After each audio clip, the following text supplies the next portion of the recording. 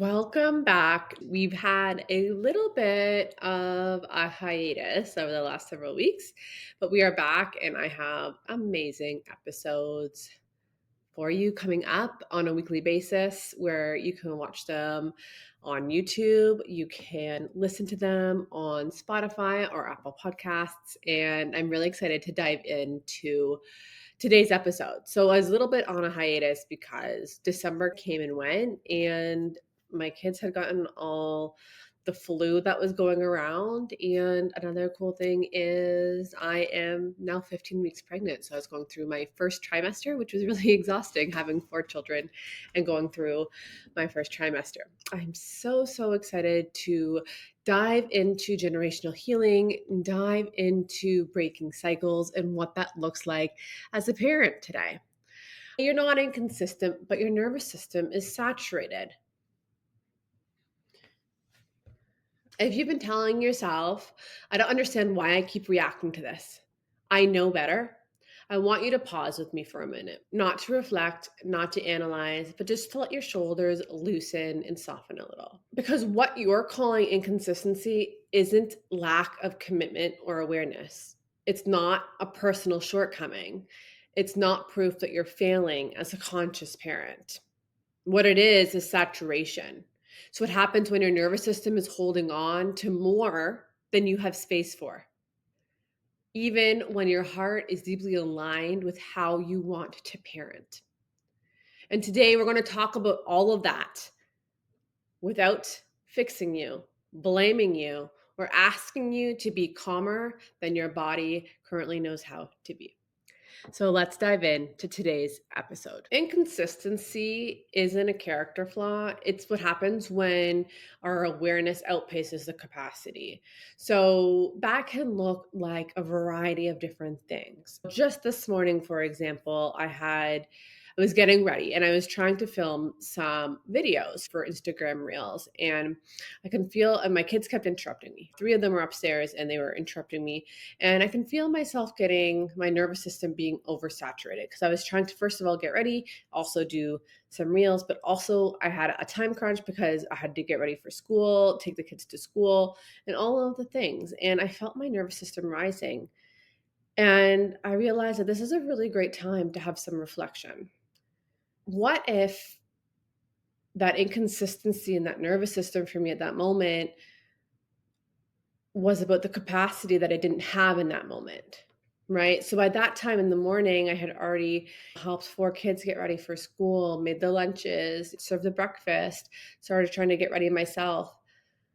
And that nervous system response is quite common, especially in parents and especially as mothers. We have a lot going on in terms of how we're showing up for our kids, and that constant thought of, am I doing enough for them? Am I being enough for them? Am I teaching them how to be regulated? Am I breaking the cycle enough that they're going to have a childhood that they don't need to heal from? And that constant thought increases, it impacts our nervous system. So today we're going to talk about that inconsistency in the nervous system and why things often feel harder after becoming more of a conscious parent. When you're more aware, you grow, right? You're growing, you're becoming a different person, you're changing the way things have always been done. And when you're aware, you can often grow faster than your nervous system supports it. What I'm seeing a lot of as a parent myself is that I know the tools, I have the tools, but sometimes that nervous system has to catch up. And that nervous system has sometimes been in flight or fright mode, right? There's a lot going on as parents. There's a lot going on in the world around us. And it's hard and challenging to decipher between, hey, I'm growing and I am a conscious parent and I am showing up and I do want to break these cycles and I do want to change generational patterns. But where is that nervous system support coming in, right? So I've been seeing a lot online about, the difference of parents who may have a tribe compared to the parents who don't have a tribe. And I can relate to this quite well because the parents who may have people supporting them may have more nervous system support supporting them, right? So maybe it's a little bit simpler for them to have a little bit more consistency in creating and changing that nervous system and becoming more of a conscious parent at the same time, because they do have a little bit of a tribe behind them, or they do have a big tribe behind them, compared to those parents who may not have that tribe. And when you don't have a tribe, and again, we can go back to ancestral terms here, but if you don't have that tribe, we're born into, let's go back to the Homo sapien age. We're born into tribes, right? Like that's what we need as family units. But what I was reading online is that a lot of family units now are mother and father, and they're the ones who are giving each other support, whereas before in ancestral times we were supported and surrounded by a lot of different people to help raise the children and to help change patterns and to help do the thing. So what we're finding is that yes, there's a very much a new awareness around conscious parenting, and the growth is there, but that nervous system response has to catch up. Now, I'm not saying that it can never be done if you do not have that tribe, because I'm sitting here and I've been able to create that calm nervous system without having a big tribe. And it's hard. It's not easy, right? So this is why things feel harder for us as parents today. That awareness has grown so fast, and that nervous system still needs to catch up. What I want you to take away from what I just said is you're not behind. You Becoming the conscious parent is the first step, right? Becoming the conscious parent and making that decision. Hey, I'm a conscious parent. I'm changing patterns. I'm breaking cycles, and defining what that looks like for you and your family and your children and your future generations, your future lineage. That's step one. Healing from past generations and healing from family shifts and things like that. That's also a big part of this. And that nervous system will catch up. It might just take a little bit of time. So if you're finding yourself reacting still, even though you know better or you know that you want to make change, don't guilt trip yourself. It's not worth having guilt around it. What it is acknowledgement. Hey, I am healing. Hey, I did make this change. Hey, I do understand as a conscious parent that I can make this change. And then know that your nervous system is still catching up. Stress has a really huge impact on how we show up as parents. If you're under a lot of stress in a moment, those skills may feel like they disappear, but in fact, it's not that they disappear, just the access to them does. I'll give you an example from myself. I know and I have the tools to be able to have regulated conversations with my children if I am in an unregulated state. However, sometimes when there are, let's say, I've got all four of my children needing something from me at the same time. And say, then all of a sudden, that like adage where it's like, then your sweater gets stuck on a door and you're just trying to get out the door. And it's just like, everything's just going to the wayside, right? I've had all four children speak to me at the same time, needing something from me. I mean, this is a daily occurrence, right? So it's not different. So every single day, if I have the four children asking for me something from the same time, some days I'm more regulated than others. And it could just be, hey, today was a little bit more stressful day. And therefore, some of my tools have fallen to the wayside. Whereas maybe I had a more regulated day and that situation happened and I'm able to handle it a little bit differently because I have the tools. So the stress narrows the access. The more stress we have, the less access we have to have that tapping into our brain and tapping into the conscious parenting techniques that we all learn. Your nervous system is just saturated. And that leads into like, what does saturation really look like? How do I know if my nervous system is overloaded? So a lot of this could look like you've got a shorter fuse. You have less tolerance. You have confusions about reactions. So shorter fuse, you react so fast, maybe you start yelling right away. Maybe that's the thing that you rely on, right? Maybe that's one of the cycles that you're trying to break, but that's what you've learned. So if you don't have access to that when you're in that heightened state, you might just rely on what you grew up on and the cycle that you're trying to change. Or I do this often. One of my kids might be saying something, well, why do I have to do that? And I say, well, because I said so. I don't like that phrase whatsoever because it's something that I grew up with, and it's something that I'm trying to change because I want my children to feel like they are included in the family, right? They have decisions and that they are people and that they It's not a hierarchy. I want us to feel all connected and related and have wonderful, beautiful relationship. Like that's my goal as a parent. But when I have a short fuse or less tolerant, sometimes my reaction is, well, because I said so, right? And that doesn't solve anything because they're asking a question like, well, why do I have to do this? And because I said so doesn't necessarily mean anything to them, right? That doesn't do anything.